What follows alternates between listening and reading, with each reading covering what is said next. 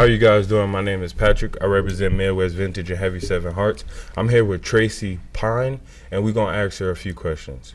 Hello. Yeah, so just so we could give a little backstory to who you are and just what you mean to the Madison community.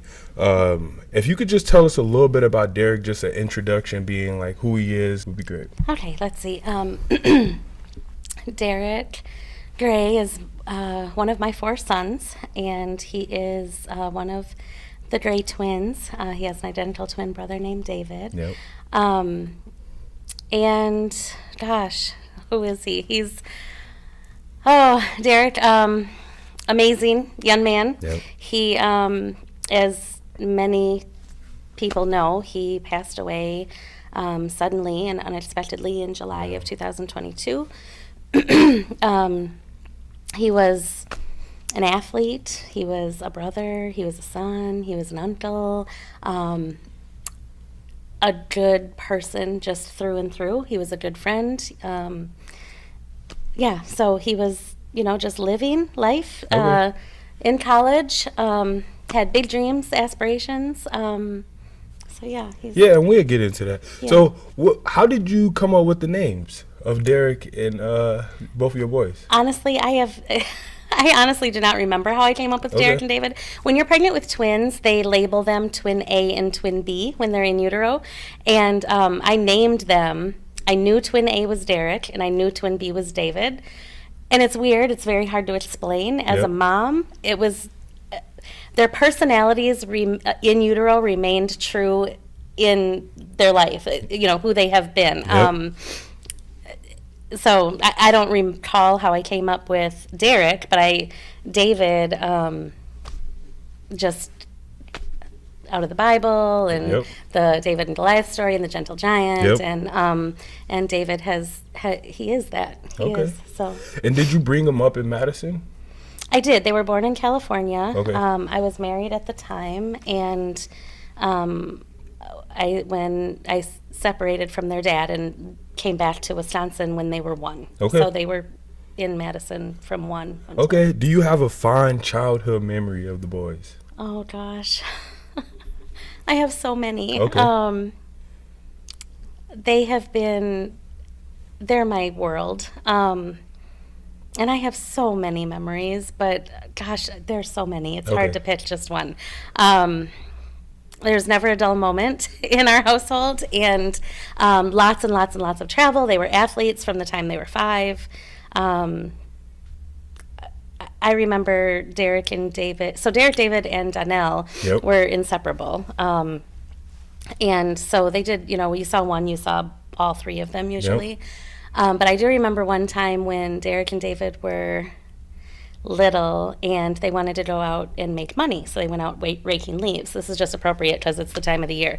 I actually just thought about this the other day. So they went out raking leaves and they went around the neighborhood and people were paying them. Well, there was one gentleman, I guess, that told them to come back the following day, so they raked all his leaves, came back the next day, and he didn't pay them. So they kind of stood there like, well, what are we supposed to do? And Derek was like, putting all the leaves back on his yard. So Derek and David took all the leaves that they had raked and spread them all back all over the man's yard. That's kind of a funny childhood thing that makes me laugh when I think about it. So did you get them into sports, or was this something that they were already very interested in? They were very interested in sports. My oldest son, Devin, is about, he's 27 now, and Derek and David would be 20. They're 20.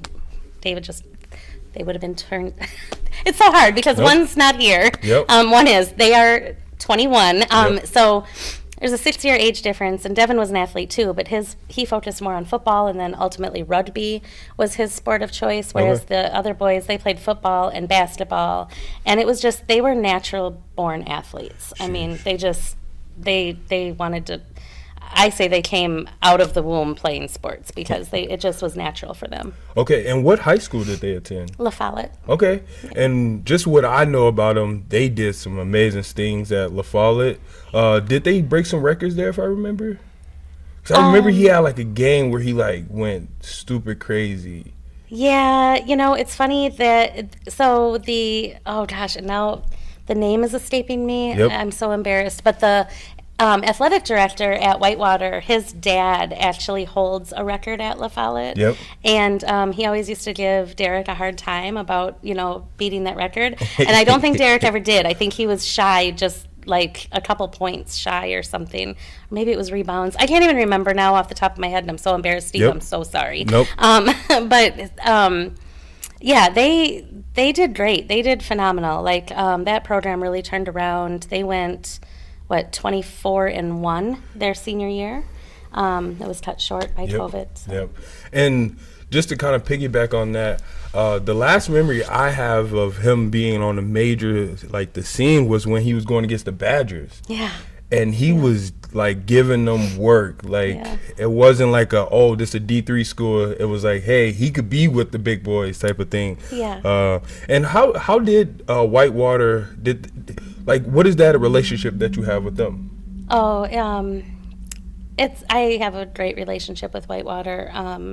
They really enveloped me when Derek passed away, and my whole family. And they really, they carried Derek with them every single game. I pride myself on the fact that I have never missed one single game of any of my children. Yeah. And I even when they played AAU, and at one point when Donnell went to a different team and Derek and David played on a different team, I remember one weekend Derek and David were playing in I think Iowa, and Donnell was in Milwaukee. And I remember as soon as Derek and David got done with their game, I hit it and went to Milwaukee. I mean, that was our life. And I had a point. Oh, so Whitewater, same thing. I mean, I never missed a game when he was in college. Nope. And after he passed away, I really struggled. And I remember the very first game, and I was like, I don't know what to do with myself. I have to go, because that's where I'd be if he was still here. And I went, and it was hard. I didn't go to every game, but I went to a lot. And then, of course, I went to the division championship game that they won against Oshkosh, and then I followed them all the way to the Final Four. And And I love that they did a little memory type of thing with the, if I'm correct, DG4. Yes. I thought that was amazing. Yeah, they put it on all of their jerseys. Even their rings. Their rings all have DG4 on them. They start and finish every practice and before every game with 4 push-ups. Yeah. They break the huddle with DG4. Yeah. It's heartwarming because they have not forgotten about my son. And is there anything that you've been working on, or just putting a little bit of your time and energy into keeping his name and memory alive? Yeah. So I just recently started the Derek Gray Foundation. Yep.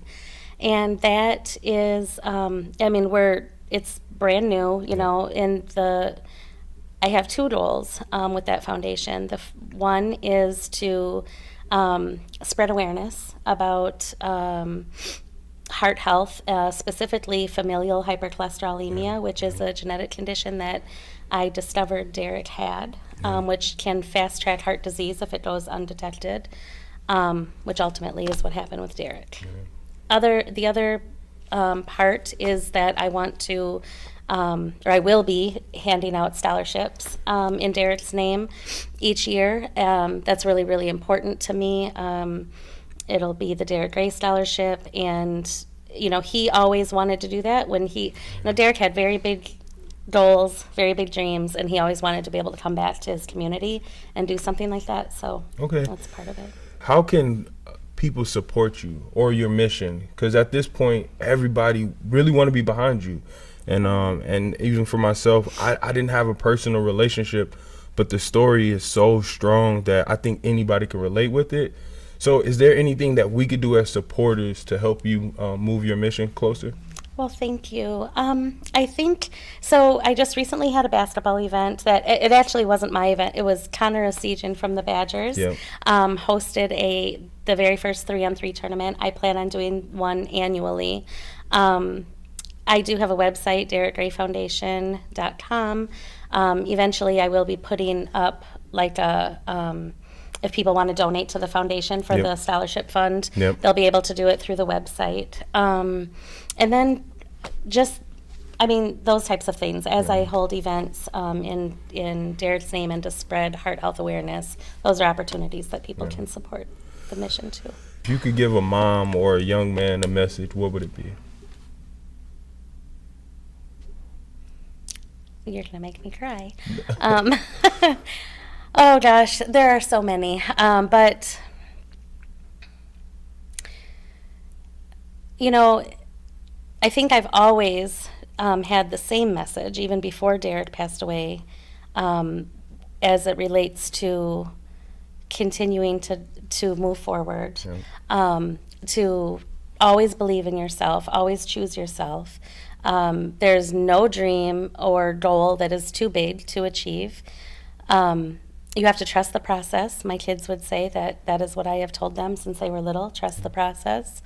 And mind over matter. You have to be stronger than all of the things that come at us every single day telling us that we won't succeed, you know. So that's that. Now, since Derek has passed away, same message, but then I think even going deeper than that is,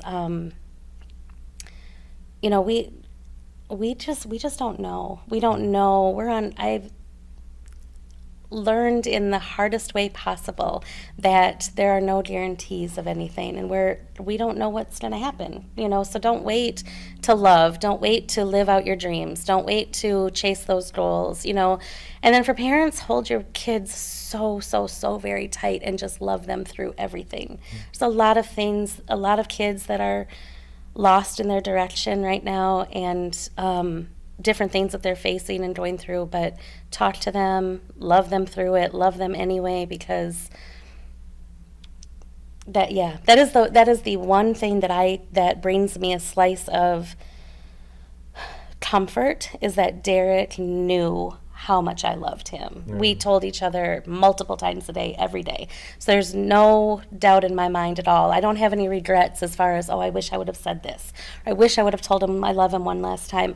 He knew I loved him, and I know he loved me. Like that, you know. So there's that. And then on the health tip, I really want to encourage people to really really invest in your health. You know, advocate for yourself. You do not have to wait until you're in your 40s, 50s, and 60s to have cholesterol levels checked. I think all those things are really important to be on top of from a young age. Yeah. And how would your family or friends describe Derek? This video is sponsored by Heavy 7 Hearts. Everything is one of one or exclusive. Our mission is to change the world one trend at a time. If you go to our website, you will see Proud to Pay. This item is for all of our customers that want to support us in our mission. Thank you guys, and we appreciate you. He was the quieter one in the room. He was the observer, but he spoke up for everything. He didn't, you know, adverse topics, he's going to speak on them. He's standing his position. He's not really, you know, swayed one way or another. He was more of the quiet one, but just the cool, calm, and collected one. Just real laid back, just cool. Okay. Not really any problems with Derek ever. I've done an interview with Nick's mom, and I know that they were all super close, and being like, if I'm from what I know, they were all best friends. They were. How did that draw you guys' relationship closer? Because those are your boys. They are, and Nick was like another son to me. So. I'm so sorry. No, it's okay. I think it's okay. I think people need to, it's okay. Nick was another son to me, and his passing was very, very, very difficult. It was difficult for me. Nick, let me back up just a little bit. Nick, it's not like they were just friends, you know, as they were young adults. They have been friends since they were small. It started with Nick and Donnell, because Nick and Donnell are the same age. Yeah. They went to elementary school together. I remember Donnell coming home from school for their 5th grade graduation, and he had said that him and Nick wanted to dress in identical outfits, and they had the whole outfit picked out, whatever. I am a single mom. I couldn't afford the outfit at the time, so I remember we settled on colors. And, Nick and Donnell are both really kind-hearted, and we're like, oh, it's okay, Miss Donnell, it's okay, Mom. Yep. Nick, it's okay, Miss Tracy, we can just wear matching colors. So they did. So, and then later, as the years went on, Derek and David are Donnell's little brothers. So Donnell would always, as much as he loves his brothers, he would always be like, oh, Don, you're my little brothers. But Nick was the one that would be like, Donnell, you're bogus, man. Let Derek and David come along. So then eventually they were just all very, very, very tight-knit. They traveled together. They did everything together. So when we lost Nick, it was difficult. I went into a depression. My boys struggled. So I'm trying to navigate my own grief. I'm trying to navigate their grief. It was hard. It has not been easy at all. And as a community, being Madison, has the community kind of got behind you guys? I think so. Yeah. I know that Nick's mom and I love her with all my heart. Yeah. I love her with all my heart, and she has been a source of strength for me during this time, although both of us kind of sit back and are just, it's truly unbelievable it's just truly unbelievable. It's unbelievable that not even a year later Derek passed away, when I spent that 10 months, checking in on her, always reminding my boys to check in on her, always, making sure that they, kept in touch with Nick's brother, and and then here we are 10 months later, and this tragedy happens, and now she's constantly checking in on me, and we're surviving together. Yeah. I guess, I don't know. Yeah. It's hard. Yeah. It's hard. I just want to say thank you. Thank you. And this is so, I'm extremely grateful. And like I mentioned, I don't have a personal relationship, but if I could do anything to continue his legacy, bringing awareness, this is what this is for. I'm from Madison, but I truly believe we have so many talented, beautiful people that are here. I just wish we had a platform to highlight these people before something unfortunately happens to them. Yeah, me too. So thank you again. You're very